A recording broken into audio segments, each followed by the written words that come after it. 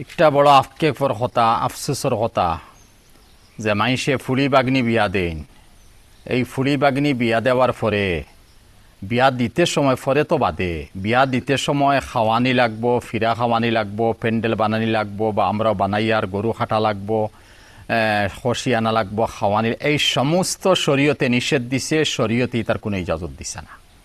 মখতসর যদি দেখা যায় কোনো জুলুম হয় না, খৈনা বেটির বাড়িত বাহ বাইর কোনো জুলুম হয় না, তে মখতসর এক দাওয়াত খাওয়াও কই দাওয়াত ঠিক আছে। কিন্তু আমরা যেভাবে লাখ লাখ টাকা খরচি আর প্যান্ডেল বানাইতে লাখ টাকা 50,000 টাকা খরচ করি, তা সমস্ত ইসরাফ নাজাইজ খরচ। এরপরে আবার বিয়া দেওয়ার পরে ফিরা দেও, ফিরা খাওয়াও, দাম দে লই আইবা, তান বনি জামাই বা তান দুষ্বন্ধু হল 10 জন 5 জন লুঙ্গি দেওয়া লাগবো, কাপড় দেওয়া লাগবো। এই যে জুলুম আমরা মধ্যে চলে, এই সমস্ত জুলুমর খিলাফ শরীয়ত, কোরআন আর হদিসেই তার কোনো ইজাজত দিছে না।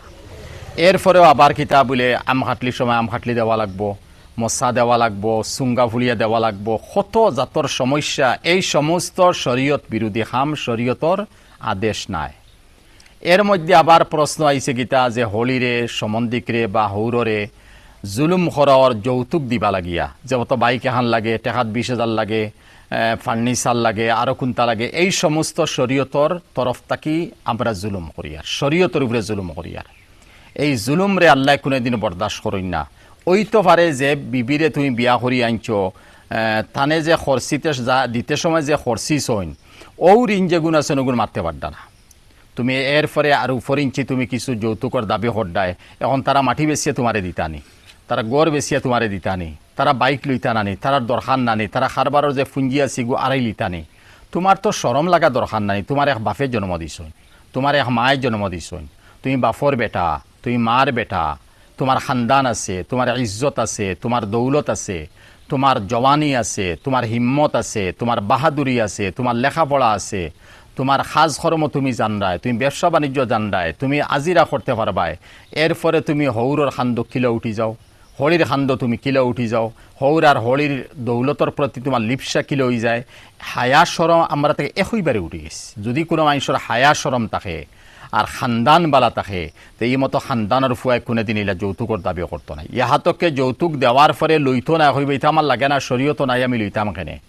তা আমি ওখান বুঝলাম না যে আমরা নজওয়ান হলর হায়া সরম লাজ একইবারে নাইনি, যে আমি একজনে তার ফুড়ি বিয়া দিল করি আমি এখন বাদে আবার দাবি চালাইতাম, এর আগেও দাবি চালাইতাম।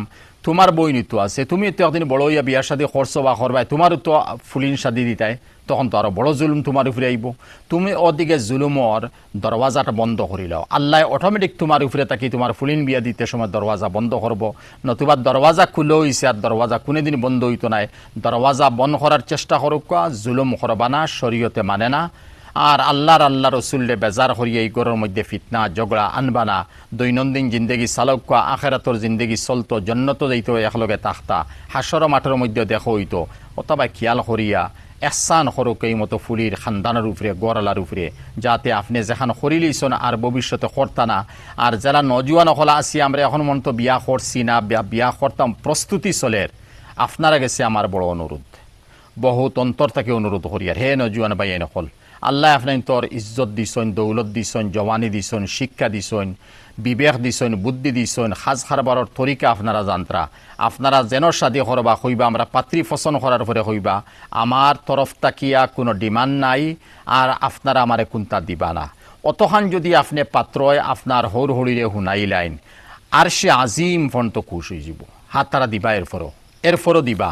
তারা মনে মনে বাব্বাই হতা যে আমার ফুলি দিয়ার কিতা লাগি দিতাম না, থুলা দেই দিবা তারা।